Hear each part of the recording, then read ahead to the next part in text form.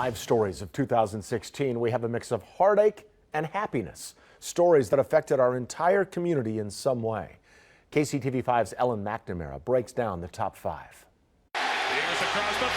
Number 5 happened in Houston, Texas. The 106-yard kickoff return by Knile Davis stunned the hometown crowd, and the Kansas City Chiefs cruised to their first playoff win since 1994. I think we just kind of got back to the basics, man.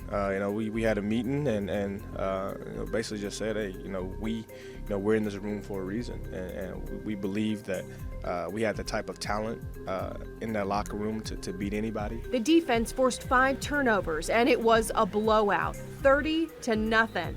Story number 4 is all about moving Kansas City forward, but with an older form of transportation, the streetcar.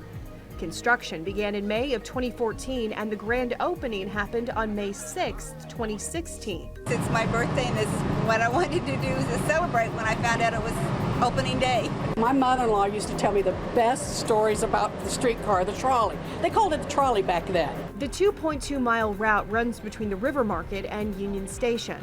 Many have hopped on board, and in 5 months of service, the streetcar completed its 1 millionth ride. Story number 3 involves heartbreak. 3 Metro law enforcement officers killed in the line of duty. Monday, May 9th, Detective Brad Lancaster responded to a call to help out his colleagues. The 39-year-old father, husband, and Air Force veteran was shot and killed. We're all hurting. I don't think that anybody's going to say anything to take that away, nor should they. The death stunned the police department, and hundreds came to pay their respects.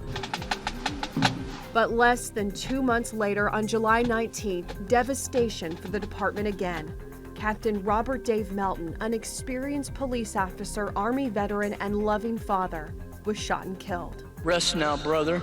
We'll take it from here. Melton's death happened at a time when other police officers, like in Dallas and Baton Rouge, Louisiana, were targeted and killed. But during dark times, there are always moments of strength. Amazing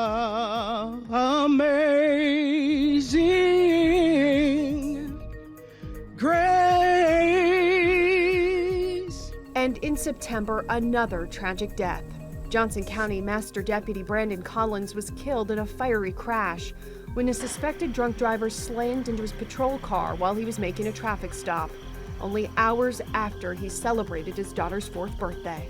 The second story of the year, the divisive election. Billionaire businessman Donald Trump became President-elect Trump. We are just one day away from the change you've been waiting for your entire life.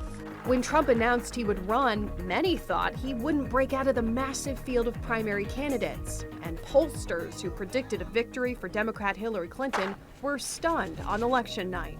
To all Republicans and Democrats and independents across this nation, I say it is time for us to come together as one united people.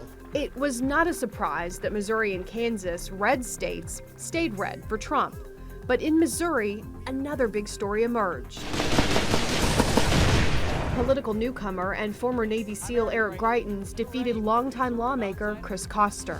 This is really exciting. I've never run for office before. I've never been involved in politics before. But we've had tens of thousands of people around Missouri who are stepping up to build a grassroots movement, the likes of which we haven't seen in Missouri in generations. The story of the year was a day at Schlitterbahn Water Park that turned tragic. August 7th, 10-year-old Caleb Schwab was killed while riding the world's tallest water slide, Verrückt. Caleb's father and state representative Scott Schwab described Caleb as the family's joy. He had a huge sense of humor. Caleb's friends, thank you for helping shape his character and building memories that we will cherish forever. When it comes down to it, there's no really good way, there's no great words that you can say to take away the pain or the hurt of any of it. All you could do is just help them get through it and get past it. 2 other women were seriously injured, and a KCTV5 News investigation revealed that there were customer complaints of safety straps failing and rafts going airborne. The investigation into what went wrong continues, but one thing is certain: Verrückt will come down next year.